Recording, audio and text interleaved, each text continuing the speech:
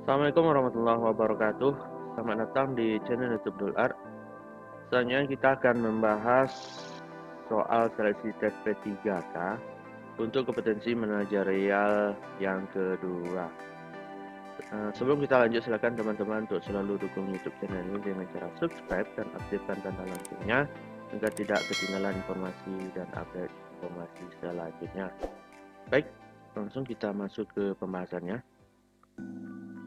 Seberapa pentingkah kekompakan tim bagi Anda? A. Tidak terlalu penting, karena yang terpenting adalah target tercapai. B. Penting tapi bukan yang utama. C. Biasa saja, karena kita di dunia profesional tidak begitu perlu kedekatan. D. Penting tapi yang utama adalah target. E. Cukup penting, karena merupakan dorongan untuk mencapai tujuan.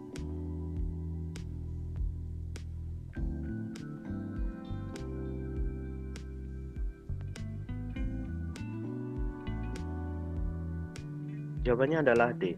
Penting tapi yang utama adalah target. Nah, gimana kalau kita dalam tim itu kekompakan itu memang penting, tapi yang terpenting dari kekompakan itu adalah target yang kita ingin capai di dalam tim itu tercapai. Itu yang paling penting. Kekompakan penting, tapi yang paling penting adalah target yang ingin dicapai dalam tim. Apa yang ingin kita selesaikan, apa tujuan yang harus kita dapatkan, itu yang paling utama, yaitu target. Baik, selanjutnya, seberapa sering gagasan Anda diterima dan dijalankan dengan baik oleh tim atau rekan kerja? A. Kadang-kadang jika ide baik itu muncul. B. Sering, kebanyakan gagasan saya unik sehingga dapat diterima. C. Selalu, gagasan saya cemerlang dan selalu diterima. D. Saya jarang mengemukakan ide. E. Kadang-kadang ide diterima.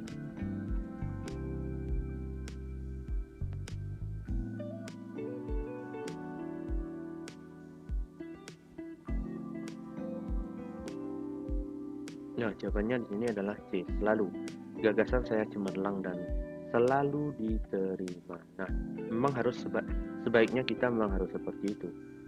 Gagasan-gagasan yang kita berikan, ide-ide yang kita berikan, pendapat-pendapat yang kita berikan itu seharusnya diterima oleh rekan tim kita, teman-teman kita dalam kelompok, dan dijalankan dengan sebaik. Kenapa?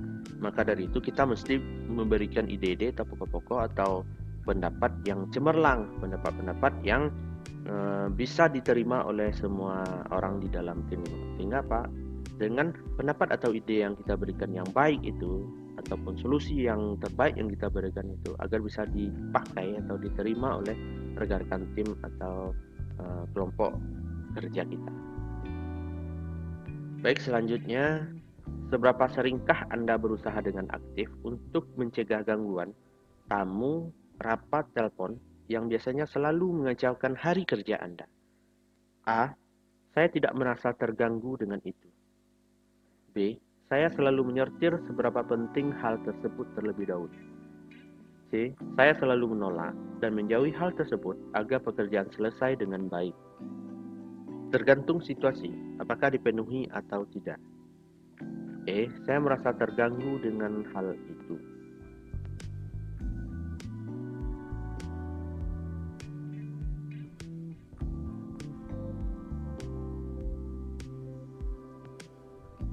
Jawabannya adalah B. Saya selalu menyortir seberapa penting hal tersebut terlebih dahulu.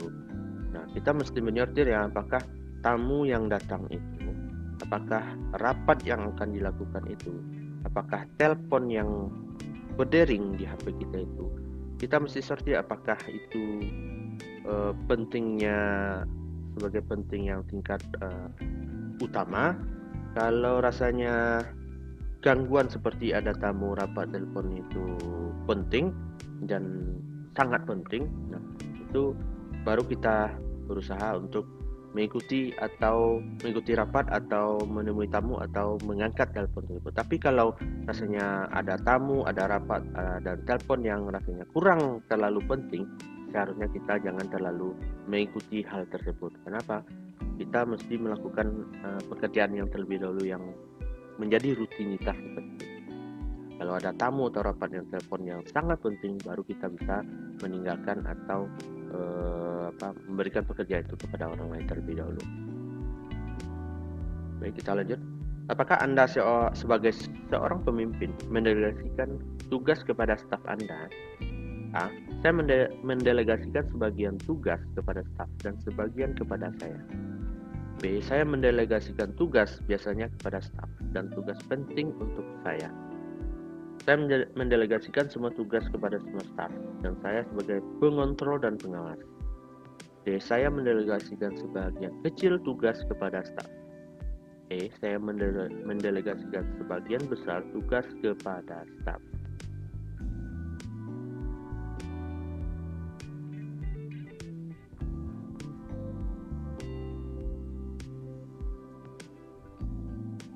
Nah, jawabannya adalah C. Saya mendelegasikan semua tugas kepada semua staf dan saya sebagai pengontrol dan pengawas. Nah, kalau kita memang sebagai seorang pemimpin itu lakukanlah fungsi kita yaitu sebagai pengontrol dan pengawas. Nah, silakan delegasikan semua tugas kepada semua staf kita yang di bawah kita. Berikan kepada mereka semua untuk mereka tindak lanjuti, untuk mereka lakukan, untuk mereka kerjakan.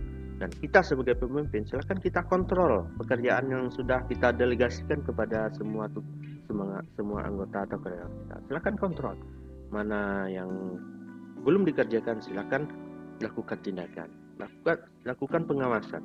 Apa-apa aja yang dibutuhkan, apa-apa aja yang sudah dilakukan, apa saja yang belum dilakukan. Lakukan, itu yang tugas kita sebagai pemimpin itu. Ya teman-teman. Baik, kita lanjut. Apakah Anda membuat daftar harian urgensi dan prioritas dalam pekerjaan? A. Saya jarang mencatat, tetapi terekam selalu dalam pikiran saya. B. Saya mencatat untuk pertimbangan, sasaran, dan deadline. C. Saya tidak membutuhkan daftar harian dan melakukan sesuai dengan yang terdekat dan terpenting. D. Saya kadang mencatatnya, kadang tidak. E. Saya selalu mencatat untuk pertimbangan keputusan.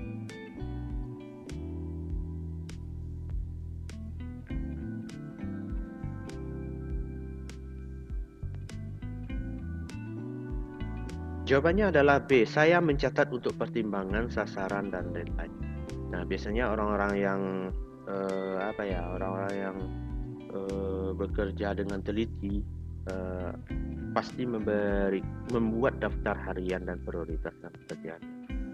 Sering mencatat apa saja yang akan dilakukan, kemudian apa saja pertimbangan yang dilakukan untuk pekerjaan yang diambil, kemudian apa sasarannya, kemudian kapan batas waktunya, limit atau deadline-nya dari pekerjaan tersebut. Nah, biasanya orang-orang yang kreatif, orang yang inisiatif, kemudian orang yang teliti pasti mencatat semua pertimbangan, sasaran, dan lain-lain. Pasti mempunyai daftar harian urgensi dan prioritas pekerjaan yang mesti dia lakukan.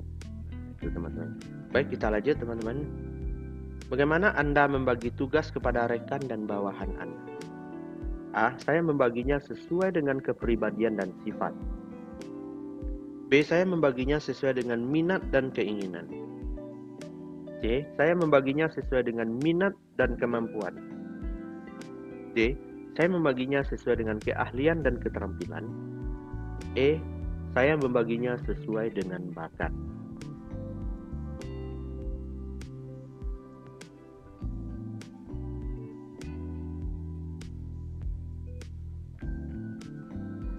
Jawabannya adalah D. Saya membaginya sesuai dengan keahlian dan keterampilan.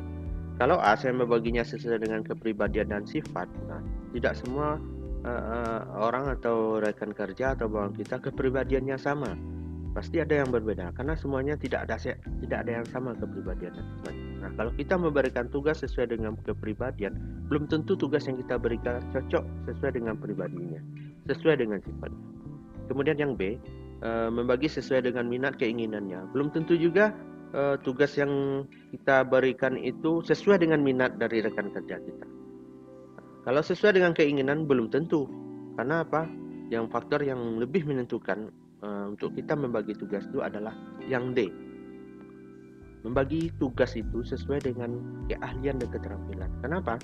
Kalau orang minat tanpa ada keahlian, tidak bisa satu pekerjaan itu selesai dengan baik. Kalau orang punya keinginan untuk menyelesaikan satu tugas tanpa mempunyai keahlian dan keterampilan, belum tentu juga satu pekerjaan itu selesai. Maka dari itu, berikanlah pekerjaan atau tugas itu sesuai dengan keahlian dan keterampilan. Kenapa? Karena dia sudah ahli di tugas yang akan kita berikan. Karena dia memiliki keterampilan terhadap tugas yang kita berikan itu. Nah, itu yang lebih penting. Lakukanlah dan berikanlah dan bagikanlah sesuatu tugas atau pekerjaannya sesuai dengan keahlian dan keterampilannya. Itu. Baik, kita lanjut. Dengan dana terbatas, Anda diminta oleh atasan untuk mengadakan kegiatan di kantor. Beberapa pendahulu Anda tidak terlalu sukses melaksanakan kegiatan tersebut karena adanya right budget policy. Reaksi Anda ketika menerima tugas tersebut adalah A. Menerima tugas tersebut kemudian mengajak rekan-rekan kerja untuk mendiskusikan berbagai alternatif cara menyelesaikan tugas tersebut. B. Menolak tugas tersebut karena dirasa mustahil untuk dilaksanakan. C. Menerima tugas tersebut dengan berbagai syarat yang harus dipenuhi. D. Menerima tugas tersebut kemudian mencoba menyelesaikannya sendiri. E. Menolak tugas dengan mengemukakan kekurangan-kekurangan diri dan meminta atasan untuk menugaskan kepada orang lain.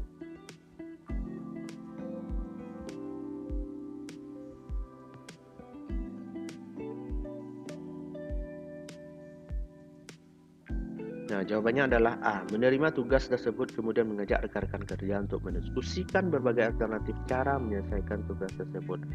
Nah, ini yang lebih penting. Kalau kita diberikan ada tugas tertentu dan sebelumnya kita belum pernah melaksanakan atau beberapa pendahulu seperti soal ini tidak sukses melaksanakan. Nah, apa yang kita mesti lakukan? Ya, kita ajak rekan-rekan kerja kita. Kita ajak semuanya, kita diskusikan apa saja dari beberapa pendahulu kita yang sudah melaksanakannya ternyata belum sukses. Nah, apa kendalanya?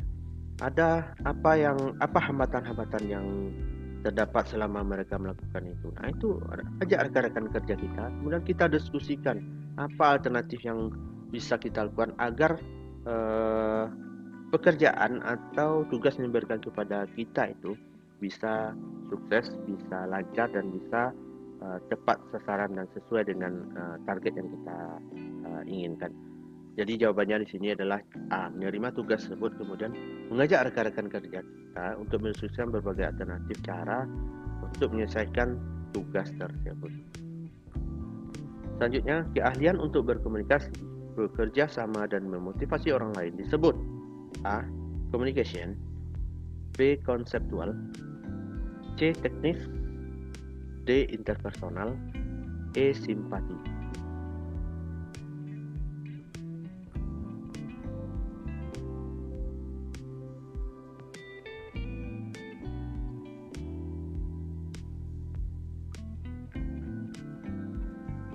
Jawabannya adalah D. Interpersonal. Nah, interpersonal adalah keahlian yang dimiliki oleh seseorang dalam berkomunikasi, kemudian dalam bekerja sama, kemudian juga bagaimana memotivasi orang lain dalam suatu tim, kelompok, atau dalam satu perusahaan.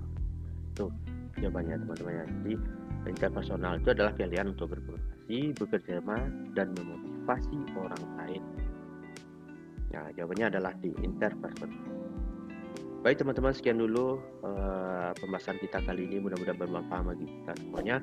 Dan jangan lupa untuk selalu dukung YouTube channel ini dengan cara klik tombol subscribe dan aktifkan tanda loncengnya agar selalu mendapatkan update dan informasi terbaru selanjutnya. Terima kasih. Assalamualaikum warahmatullahi wabarakatuh.